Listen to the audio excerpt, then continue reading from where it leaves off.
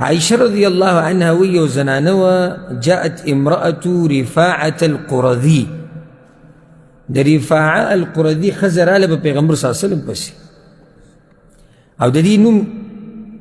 راغله دے بعض روایتونو کی تمیمہ بنت وهب دا رفاعة دا دی خزی سنم دے تمیمہ ناغوی وی زناستو ما کلچی خزراله وی زناستو او ابو بکر صدیق ومو وی یا رسول اللہ زد رفاعة پا نکاح کی وما طلاق مال راکڑو فبت طلاقی بیدی سے طلاقون مال راکڑی دی یعنی یو والا ورکڑی یو وقت کی یو بید دویم ورکڑی دی سو وقت کی یو بید دریم ورکڑی یعنی خبر ہے بالکل ختمہ کردی دی رفاعة خبر ہے ختمہ کردی فتزوجت بعده عبد الرحمن ابن الزبير رضی اللہ عنہ دا غنه بعد ما وادو کد عبد الرحمن ابن الزبير القرذي سردان دا دقی خاندان دی خویا رسول اللہ یا غزما حق نیش ادا کو حق نمراد دلتا حق یعنی جنسی چکم شہوت تے ویا غزما نیشی پورا کو اکی دا طاقت نیشت بچا کی فعبد الرحمن ابن الزبير رضی اللہ عنہ کی اکی دا طاقت نیشتی چی زما حق اگر پورا کی او داغه خبر خو هغه ډیره واضح کړی ده خو زه بعض خبرې داسې چې هغه سړی په کنایتو کې وکړي یعنی دې پورې وي چې یا رسول الله داغه عضو خاص چې دی داغه عورت چې دی هغه کمزوری دی نو ما هغه کومه بورقې چې وي په ځان راچولی وي د هغې نه مې داسې راښکو ده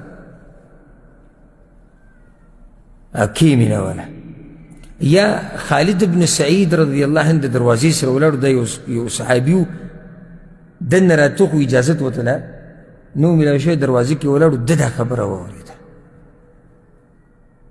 د دنې نه آواز وکړو خالد د دنې نه آواز وکړو یا ابا بکر ابو بکر هغه وی څه چل دی الا تنهى هذه عما تجهر به عند رسول الله صلی اللہ علیہ وسلم دا خزم منکے نه دا څه ګړې وړې د پیغمبر په مخ کې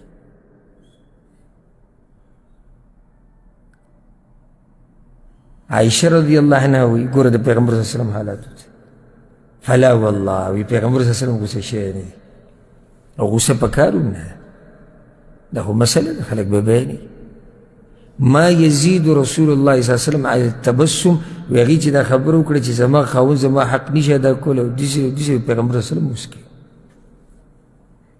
د دې دا خبر اورېده او د دې دا یعنی تعجب یې وکړو چې دا سپا خبرې شروع کړې ښځې خو اکثر دا خبرې پټوي او دې بالکل سپا شروع کړې نو پیغمبر صلی اللہ علیہ وسلم مسکی شو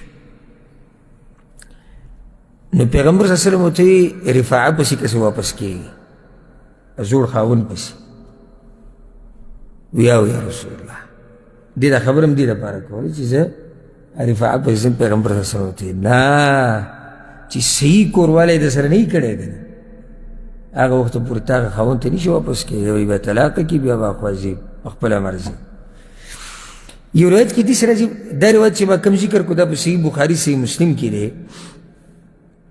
دا امام بخاری و روایت کی دیس راجی سبحان اللہ وی دارالا او شین غټ صادری په ځان باندې اچولی دا تمیمه د رفاعه دا ازوړ خاوني چې رفاعه عایشه وی داراله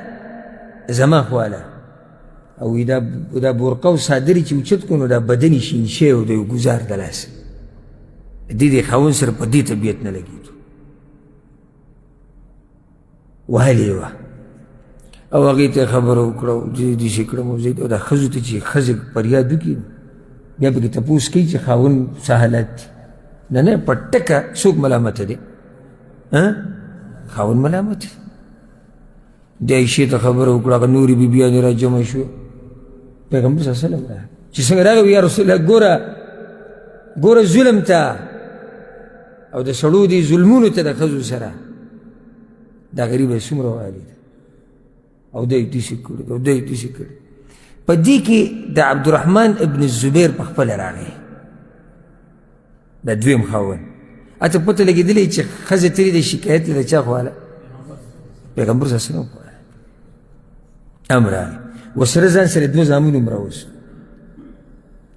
دوه زامن هم د ځان سره راوستو خو د بلې ښځې نه دي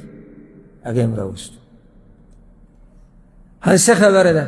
دې خبر وکړه چې یا رسول الله دې زما حق نشي ادا کولی او داسې هغه یا رسول الله دروغ وایي چې زه حق نشم ادا کولی د ښځې د زما د زامن د کوم ځای نشي پیغمبر صلی الله علیه وسلم هغه بچو ته داسې وکړي سبحان الله دا خو بلکل تا ته تلي دي بلکل د پلار بشه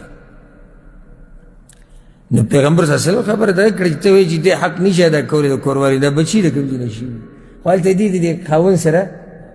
د دې وهلو ټکولو د لاسه طبیعت نه لګېدو هغه زوړ خاوند یې هغه یې رایاد شو نو هغه به ډېر اخلاقي او د هغه سره به ګزاره ښه کېده نو زه واپس کېږم هغه اولني خاوند ته ویې نه چې ده د سره کوروالی داسې نه یې کړی چې تاسو په صحیح معنو سره یو بل سره میلاو شئ یعنې نو د هغې نه بعد که بیا د طلاق درکړو او هغه بیا ته په خپله مرضۍ واپس کولی نو بیا ته واپس کولی چې خو داسې خو نه نو سبحان الله پیغمبر صلی الله علیه وسلم دې زنانه په مخ کې څه چلو مسکی شو